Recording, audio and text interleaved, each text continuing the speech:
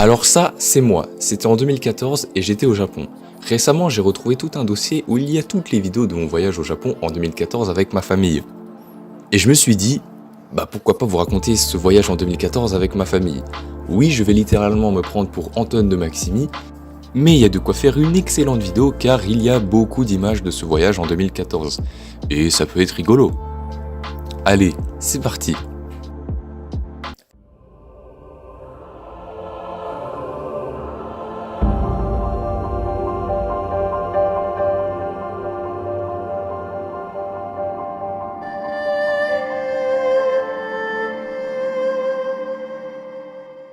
C'était donc au Japon en 2014. Alors bien sûr, je vais censurer les membres de ma famille, côté français ou encore côté japonais, puisque je suis sûr qu'ils n'ont pas vraiment envie d'apparaître sur une vidéo YouTube. Et chose que je peux comprendre d'ailleurs. On n'a pas vraiment filmé notre arrivée, mais on a filmé la journée du lendemain, où on est allé directement au restaurant de sushi. Au Japon, les restaurants de sushi, c'est un niveau au-dessus. Il y a carrément un tapis roulant qui vous apporte des sushis. Et comme vous pouvez le voir, il y a beaucoup de choix. Et moi, gros porc que j'ai toujours été, je m'en régale. Un autre détail, ma grand-mère japonaise, qui habite donc au Japon, habite dans la ville de Fujishi, dans la région de Shizuoka. Et il y a une particularité, c'est que depuis sa maison, on peut voir le célèbre mont Fuji. Ce qui en soi peut être très beau quand c'est bien filmé, n'est-ce pas, maman? Bon, là, comme c'est l'été, il n'y a plus vraiment trop de neige. De toute façon, je ne pouvais aller au Japon qu'en été puisque c'était les grandes vacances. Comme je n'allais que au Japon pour m'amuser, pour moi, le Japon c'était un pays parc d'attractions. Tout ce que je faisais, c'était de m'amuser constamment. Et je pense que c'est en partie grâce à ça que j'ai d'excellents souvenirs du Japon. Pour commencer, il y avait le Marine Pool. C'était un parc aquatique énorme, pas très loin de chez ma grand-mère. Oui, je suis très maigre et je l'ai toujours été. Et je viens de me rendre compte que Shinji Kagawa est à côté de moi. Non, je ne pense pas que ce soit lui. Bref. Et comme amusement, il n'y avait pas que le Marine Pool, il y avait aussi le bowling où on y allait souvent. Et j'étais super nul, voilà. Même avec les petites barrières pour m'aider, je faisais des scores tout pourris. À part mon cousin qui lui était trop fort, qui faisait des lancers de ouf et qui faisait tomber toutes les quilles. Quelques jours après, nous sommes retournés à Tokyo pour aller à l'aéroport Haneda. C'est un très grand aéroport de Tokyo, si ce n'est le numéro 1. Et on y est allé pour tout simplement accueillir mon père qui est arrivé quelques jours après nous, je ne sais plus pour quelle raison d'ailleurs. Et donc on en a profité pour tout simplement se balader à Tokyo, louer une chambre à Tokyo. Et là, ce que vous voyez, c'est ma mère qui filme tout simplement un avion qui atterrit, et dans cet avion, il est censé y avoir mon père. Ça, c'est la vue de notre chambre d'hôtel sur Tokyo la nuit. Tokyo, pour moi, c'est vraiment la ville cyberpunk. La nuit, c'est vraiment un film de science-fiction. On en a profité donc pour se balader dans Tokyo la nuit, rassurez-vous, ce n'est pas dangereux. Et ça, c'est la Tokyo Tower la nuit, c'est super beau. Alors je vous vois venir, vous allez sûrement vous dire que c'est une copie de la Tour Eiffel, mais moi je trouve la Tokyo Tower plus jolie que la Tour Eiffel. Regardez, elle est rouge et blanche et elle fait de la lumière encore plus belle la nuit. C'est incroyable. Le lendemain, on s'est baladé dans Tokyo, et ça nous a permis de prendre le moyen de locomotion le plus iconique du Japon, le train. Au Japon, les lignes ferroviaires sont extrêmement développées, et c'est très classe car on a vraiment l'impression d'être dans un animé. Il y a énormément de lignes de train à Tokyo, il serait tellement long d'en faire une liste. Et là, comme vous pouvez le voir dans cette vidéo, j'ai pu monter tout à l'avant pour regarder le conducteur et même regarder les rails, c'était incroyable. Regardez-moi cette pose de BGA, je suis fier, ah oui, oh. Je sais pas si vous le savez, mais au Japon, travailler dans le domaine des trains et le domaine ferroviaire, c'est très prestigieux, c'est très bien vu contrairement en France. Nous sommes donc arrivés à Tokyo dans un quartier où il y avait un marché de fruits de mer. C'était très bruyant et très vivant. Je m'y connais pas trop en poissonnerie, mais pour vous donner une idée, ce poisson-là coûte 2,79€, ce qui équivaut à 400 yens. Et c'est écrit que 3 de ces poissons-là coûtent 1000 yens, ce qui équivaut à presque 7€. Je sais pas si c'est cher ou si c'est pas cher. Dans tous les cas, niveau poisson, il y a de la diversité. Sur ces images-là, je suis quasi sûr que c'est mon père, qui est d'origine française, qui filme. Tout simplement parce qu'il adore les huîtres, il est très fan de tout ce qui est fruits de mer et poissons. Alors que visiblement, moi, ça me fait chier. Au fond, on entend bien les commerçants crier. C'est typique de l'atmosphère des marchés japonais.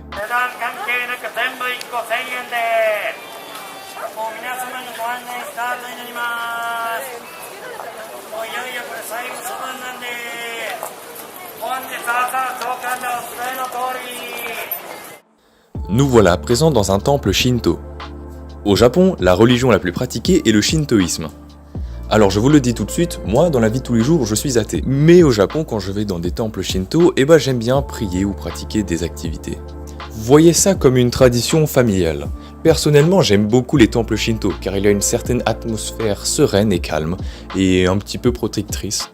Alors, qu'est-ce que je suis en train de faire? J'ai tout simplement pris des encens enroulés d'un papier jaune qui est ma couleur préférée, donc je pense que c'est pour ça que j'ai pris ça. J'ai allumé les encens et je les ai posés dans cette espèce de gros chaudron entouré de cendres. L'encens provoquera une fumée que je vais devoir m'asperger sur moi-même. Cette fumée me permettra donc de chasser les mauvais esprits qui m'entourent. Voyez ça comme une fumée purificatrice. Et bien évidemment après je prie en guise de remerciement et de respect. Bon, là, en revoyant cette vidéo, je constate que j'ai mal fait le truc. En fait, j'ai bien fait le truc, juste je me suis pas assez aspergé de la fumée comme l'a fait la dame à ma gauche. Mais bon, l'intention était là, je pense qu'il n'y a rien de mal. Plus loin, il y a une petite boîte dans laquelle je peux jeter des pièces. Je jette donc une pièce, c'est une offrande aux dieux pour leur remercier de leur protection, et ensuite je fais bouger une corde qui fait bouger une cloche, et c'est pendant que la cloche retentit que je prie et que je les remercie, et c'est aussi à ce moment-là que je fais mes souhaits, ça peut être des vœux, des pensées, des envies.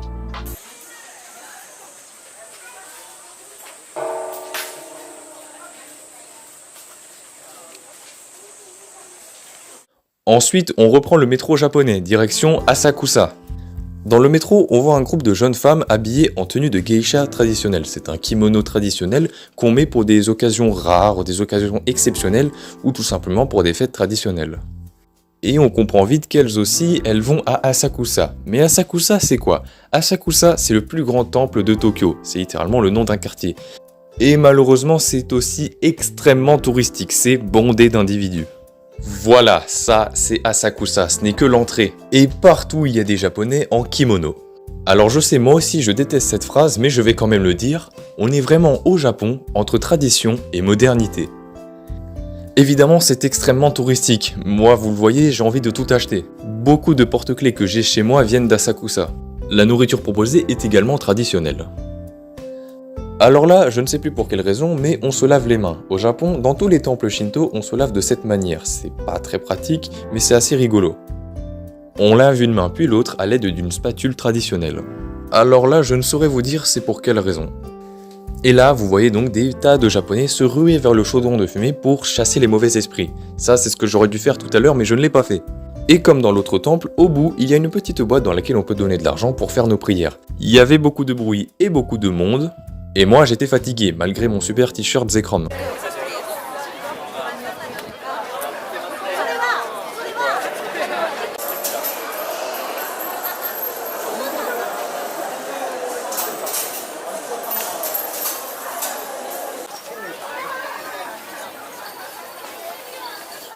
Bon, je vous l'ai déjà dit, mais mon père, il adore le poisson. Et un matin, on s'est levé très tôt pour visiter un port japonais. Alors dit comme ça, c'est pas très stylé, mais je vous assure, c'était incroyable. On a visité l'aspect marketing du port, on a vu les gros poissons qui étaient pêchés la nuit, et on a même pu assister aux enchères de poissons.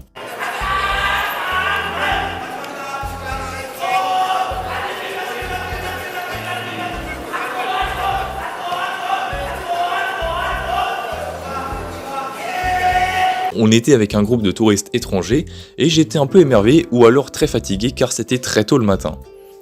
Au Japon, le commerce de poissons marche très bien, et ça se voit car regardez-moi toute cette activité dans ce port, ça vient dans tous les sens. Et bien évidemment, à la fin de la visite du port, il y a bien évidemment une boutique pour touristes qui vendait de la faux nourriture de poissons. N'est-ce pas Takuma, tu es Captain Zobius? Ah non, c'est des sushis mais c'est des faux. Hein. Oui, sans blague. Sinon, mon père est fan d'automobile, et donc logiquement, on est allé à l'exposition de Toyota. Toyota qui, je le rappelle, est une entreprise japonaise. Il y avait des simulateurs de voitures, donc j'en ai fait, et on peut voir aussi que mon frère a une mauvaise influence sur moi.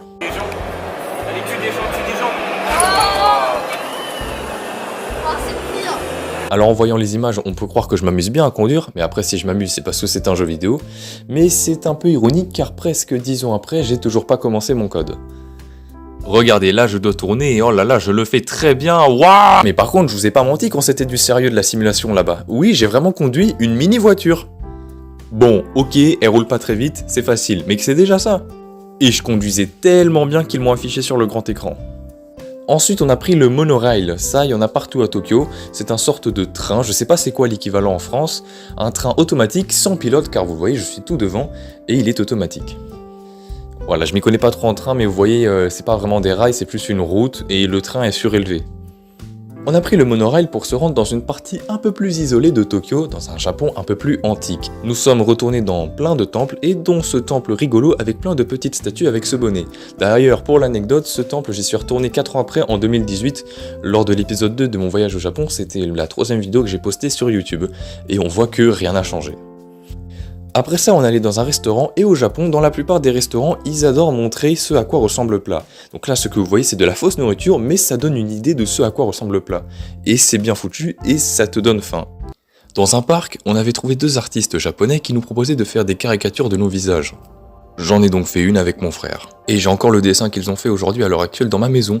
Alors je ne sais pas leur nom, mais je vois que leur signature à tous les deux c'est Kawa, donc on pourrait penser que ce sont des frères. Et ce gros château blanc, et bah c'était là où étaient les dessinateurs. Nous voilà de retour dans le centre de Tokyo. On est monté dans une tour, je sais plus son nom, mais regardez-moi cette vue, ce panorama. Vous avez vu tout à l'heure Tokyo la nuit, et bien à présent, voilà Tokyo le jour. C'est encore plus bordélique que ce que l'on peut penser. Ce qui est drôle, c'est qu'en regardant les images, on dirait vraiment que c'est une maquette. Et là, nous ne sommes plus à Tokyo, mais cette fois-ci, nous sommes à Kyoto, dans ce célèbre parc du Temple d'Or. Il se nomme le Kinkakuji et regardez-moi cette beauté du parc, c'est vraiment un parc traditionnel japonais. Bon, bien évidemment, on n'a pas le droit de s'approcher du Temple d'Or, il y a de l'eau autour, et regardez-moi ces bonsaïs. Évidemment, on n'a pas le droit d'aller dans la forêt, car elle est super bien entretenue, mais regardez-moi cette beauté de forêt. Et bien évidemment, à la fin du parcours, il y a un temple. Et voilà donc le fameux Fushimi Inari Taisha que Squeezie a déjà visité dans une de ses vidéos au Japon. C'est toutes ces portes rouges que l'on traverse, c'est très stylé. Ça ne se compte pas en centaines mais en milliers de portes. Au temple de Kyoto, on n'y est resté pas très longtemps. À Kyoto non plus, on n'y est pas resté très longtemps. Mais cette randonnée jusqu'au haut du temple de Kyoto, ça en valait le coup. Mais cependant, il y avait une randonnée encore plus dure qui nous attendait. Pas très loin de chez ma grand-mère, il y a une célèbre cascade qui s'appelle Odana no Taki. Mais pour l'atteindre, il faut marcher très haut, il faut grimper une certaine montagne. Alors on a marché pendant très longtemps dans cette montagne avec des arbres partout, de la forêt partout, bon il y avait une route pour arriver au Saint Graal, la cascade. Et évidemment on n'était pas les seules personnes à venir. Alors je vous le dis, si un jour je retourne au Japon, je remonterai là-haut pour atteindre cette cascade. Je vous le dis, je retournerai à Odana no Taki.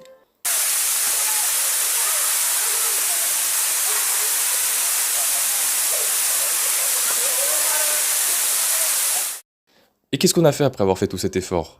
Bah oui, on est retourné au restaurant de sushi. Regardez-moi ça, je me régale, et j'ai envie de manger tout ce qui passe. Et puis après, on a assisté à un Matsuri, c'est une fête locale pour remercier les divinités. Et dans ces fêtes-là, beaucoup d'élèves y sont contribués. Je suis sûr que toutes ces personnes que vous voyez en train de faire du tambour sont des élèves d'une certaine école. Et pour finir, la vidéo se termine en filmant le mont Fuji.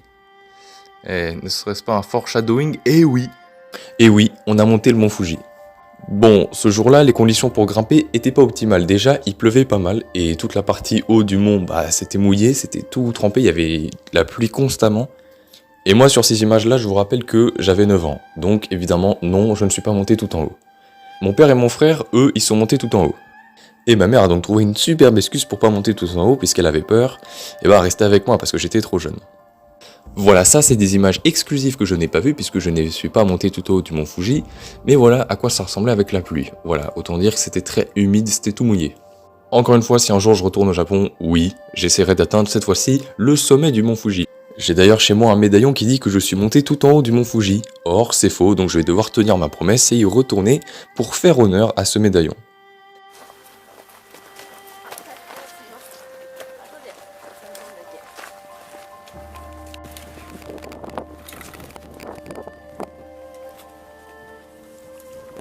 Et là voici donc mon père qui conduit une voiture japonaise. Déjà, le volant est à droite et on roule à gauche. Et voici donc la campagne, du moins le paysage, pas très loin de chez ma grand-mère. Donc voilà, les pros de GeoGuessr, si vous arrivez à reconnaître l'endroit sur une map, sachez que c'est pas très loin de chez ma grand-mère. Mais vraiment pas très loin du tout. On commence à s'approcher à la fin des vacances. Notre séjour touche bientôt à sa fin. On a donc refait une journée bowling. Comme d'hab, je suis pas ouf. Le même jour, on est allé dans une grosse salle d'arcade au Japon, et vous savez que là-bas, les salles d'arcade, c'est très développé. J'ai également fait mon dernier jour piscine à l'école japonaise. Oui, j'ai été plusieurs fois dans le système scolaire japonais, et dans les écoles japonaises, la plupart du temps, il y a une piscine, et la piscine, elle ouvre même pendant les vacances scolaires. Et vous voyez que les élèves ont plusieurs bonnets de plusieurs couleurs, et chaque couleur équivaut à une classe. Par exemple, le rouge, ça équivaut au CP, je dis n'importe quoi, le bleu équivaut au CE2. Et pour finir, le dernier jour avant le départ, on a mangé dans un excellent restaurant japonais.